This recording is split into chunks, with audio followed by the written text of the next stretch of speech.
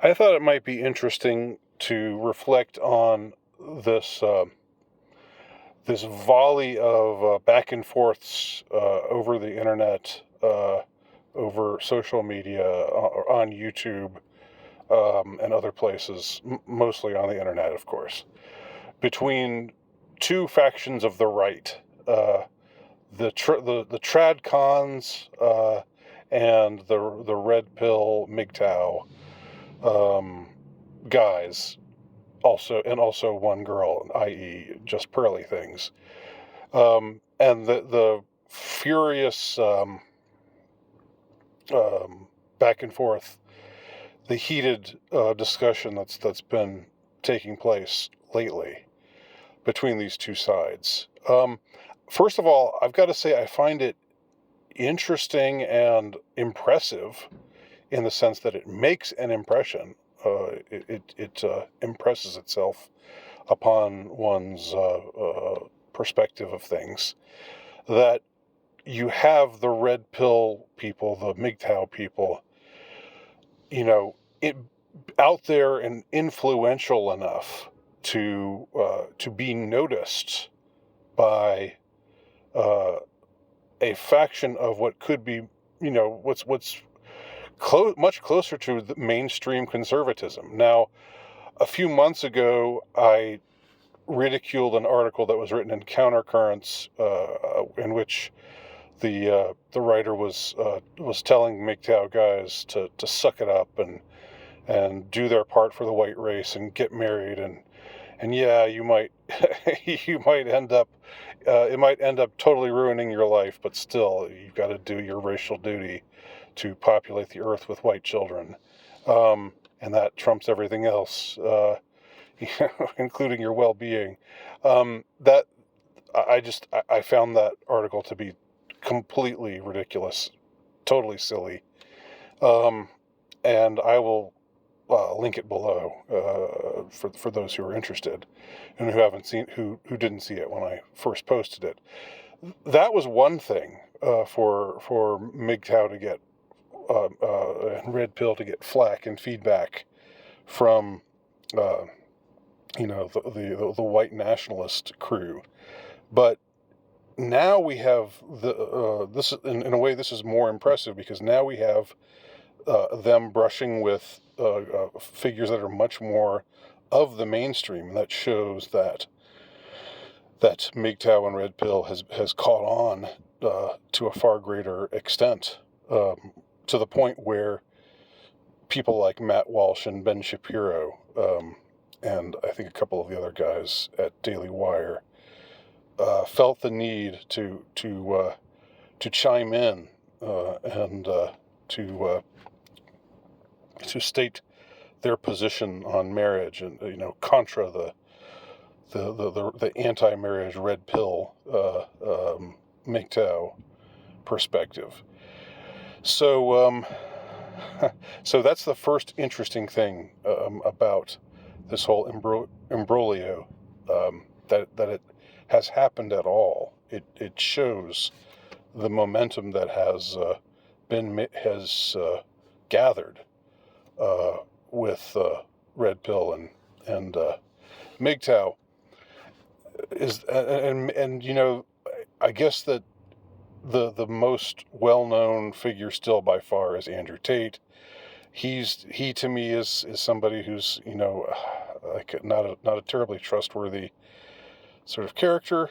I've never weighed in strongly one way or the other, and I don't intend to here. I imagine people out there who are watching this video, some of y'all have positive feelings about him, some of y'all don't, but I don't want to get hung up on Andrew Tate in any event. But it seems that he has been the one who's really blown everything up, like made everything else gain this kind of momentum. And I don't even know whether he's anti-marriage. It seems like he's more of like the PUA type of, you got to dominate them, you got to show them, you got to show your masculinity, you got to hold frame, all that kind of stuff. More than he is, men, protect your wallets, protect your resources, don't get married, You have nothing to gain from getting married, which is more the MGTOW line on everything. But just a few things that I notice about this back and forth, this debate, this imbroglio as it's happening now. It seems to me that Matt Walsh and Ben Shapiro et al., even though they aren't saying you've got a duty to get married because of my white race, obviously that's not their thing at all. But it seems like they're saying you should do it. You should not give up on marriage. You should pursue trying to find a wife and live a chaste, virtuous, married life. That seems to be their whole thing. And while they acknowledge the pitfalls of marriage today, while they acknowledge things like men getting divorce raped and other sorts of things that happen, and all the nightmare kind of scenarios that you hear about all the time. Matt Walsh and Ben Shapiro sort of brush this off, sort of say, well, yeah, you're right about these things. These things need to be addressed. There's some things that ought to be changed, but nevertheless, you shouldn't wait for things to change before you get married. You should just still, or before you pursue marriage, you should still, if you're a young man, you should try to find a good woman and put a ring on her finger and have kids and live the virtuous married man life. So it ultimately seems like they don't really have that much to offer. It's more like the most that they have, and this is more like what this seems to be Matt Walsh's main rhetorical thrust and parry that he uses, and it's not really. To me, it just smacks of manipulation. What he says is like, well, y'all are just as bad as feminists. You're just like the feminists, because feminists hate marriage too. Feminists are against marriage. Feminists want marriage to be destroyed, and so you're just helping them out. You're joining the feminists. You might as well become a feminist now. What are you, a feminist? What's wrong? What is it with you guys? Are you like feminists now? That's especially what Matt Walsh is trying to do, and it's cheap. It's a cheap sort of ploy, because it ignores what it is that it really ignores the differences between the feminists' take. Well, it ignores, number one, that feminism is pushed on us from above.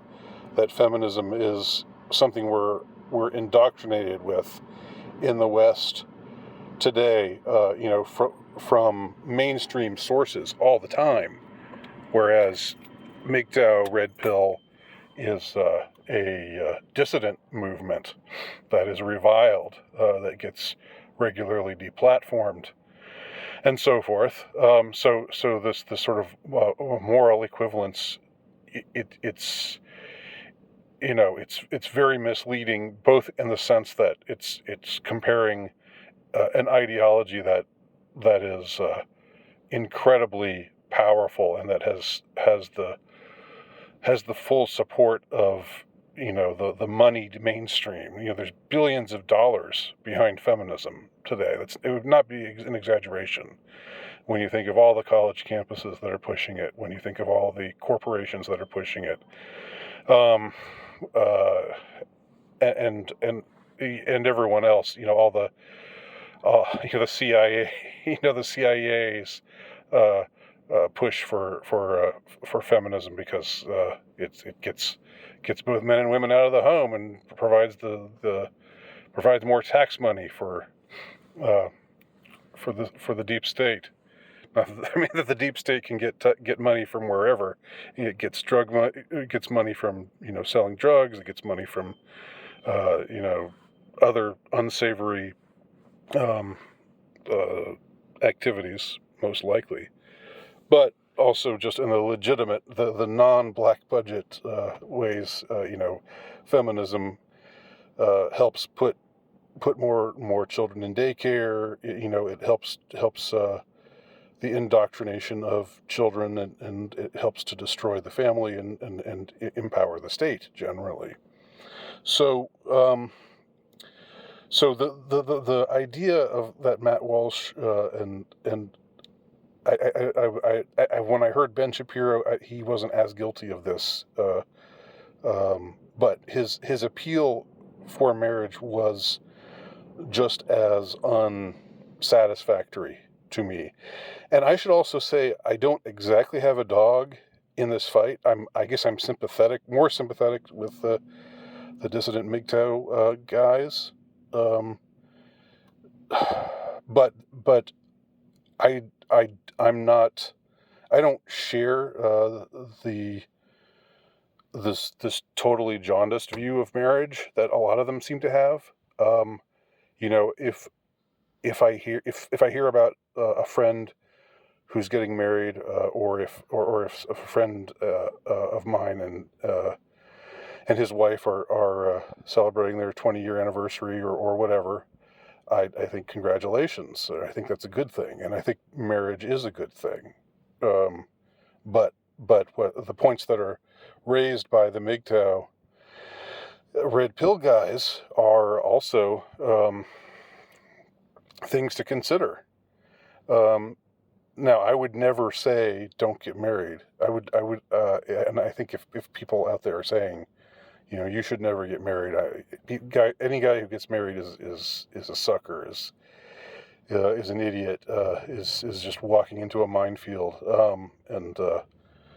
and so forth.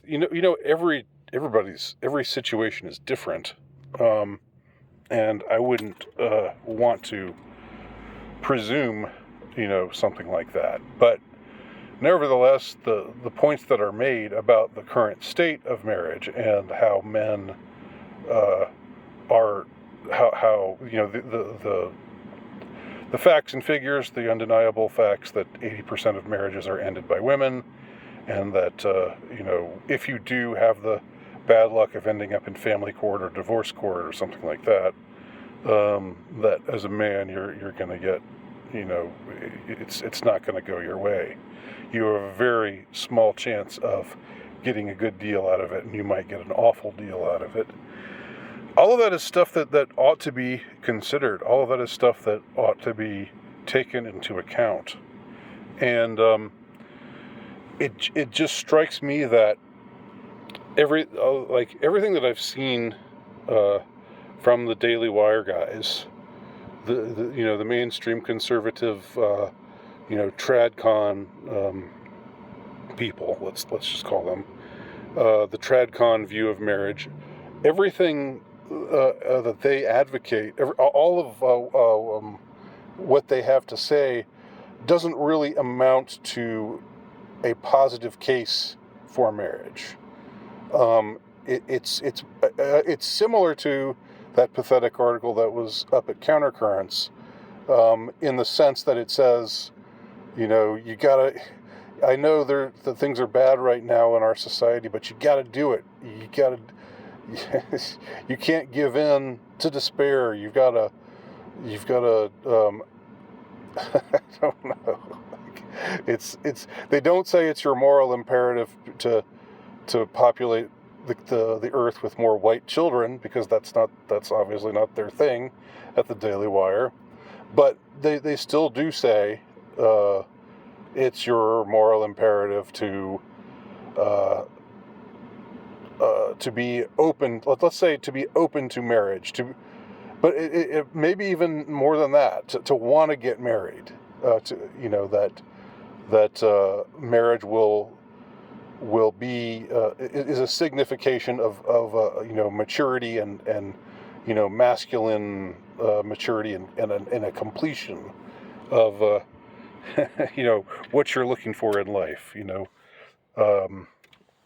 And they don't make a positive case for it. The most that they have is just what are you, a feminist? Kind of almost taunt or jibe, which to me, that's just, as I said, that doesn't really that's not very effective. It's rhetorically cheap. I think that I would be very intrigued if there were some tradcon out there who took all of the objections, all of the legitimate objections that are made by the Redpill MGTOW faction seriously, but who nevertheless attempted to make a positive case for a marriage that didn't just say you've got to do it because it's your duty, that, but that actually, I don't know, tried a little harder, strained a little more, made allowances where allowances need to be made, and acknowledged the objections and their legitimacy, but then retorted with something else besides don't be a wuss, don't give in to feminism, don't just become just like the feminists and and lead to and have let our civilization fall apart, because without marriage our civilization falls apart. I mean, that whole appeal to duty and to if marriage declines, if men don't get married anymore, and then the institution of the family is gets even weaker, and we go further towards decline. All of that is saying you have to, whoever you are out there, you man out there, young man looking at looking with trepidation at the notion of marriage. You should just find someone who's a good woman who will make a good wife, and marry her, and then things will be cool from there. Like you're always taking a chance, but it's a chance worth taking because marriage is necessary, and the family is necessary for civilization to survive. I mean, even in the days when marriage was good, when it was stable, when there was more of a notion of marital chastity, marital commitment, when there was certain there wasn't this prevalent anti-male sentiment out there, but where men were acknowledged for their positive strengths, and the good man was given his due. Even then, it wasn't like everybody had to get married. There were still bachelors. There were still men who didn't get married. C.S. Lewis, one of the great Christian apologists of all time, he never married until very late into his life. Why not? Well, I don't know. I don't know the answer to that question. It just didn't. It didn't suit him. He was cool with just being, an Oxford Don and writing his books and writing his lectures and doing his Christian apologist thing. He seemed to lead a fulfilling life as an intellectual and as an academic and so forth. And it wasn't that he was against marriage, but until late in life when he actually met his wife and did marry, or met the woman that he did marry. There was nothing objectionable about the life that he led up to that point. So that's just one example of many. There are men who marry and there are men who don't marry. There are women who marry and women who don't marry. There are people who join sacred orders. There's the priesthood. There's celibacy is a legitimate way of life for many, whether they're part of a religious order or not. So what is the positive case for marriage today? What are the reasons why men should marry? What's the positive case for it besides grit your teeth and do it, and try to find a woman who's not gonna wreck your life, because you never know. Nobody gets married to a woman thinking, oh well, she's definitely going to wreck my life later. I'm sure that very few men do that. Very few men marry a woman who they think will later turn against them and bring them to the point of suicide. But yet it still happens. So what's the positive case for marriage? This is where Matt Walsh and Ben Shapiro et al. Have not succeeded in this recent flurry of exchanges. It's in my assessment, the MGTOW and Redpill guys have won the day with this debate, at least so far. If somebody joins the fray on the tradcon side and brings a little bit more to the table, brings a little bit more substance to the debate, then I might change my mind. But so far, I would say, if this debate were a boxing match, if the MGTOW guys have won, if not by KO, then certainly not just by split decision, but they've won definitively. All the judges agree at this juncture. Anyway, my thoughts. What do y'all think? Thanks for watching.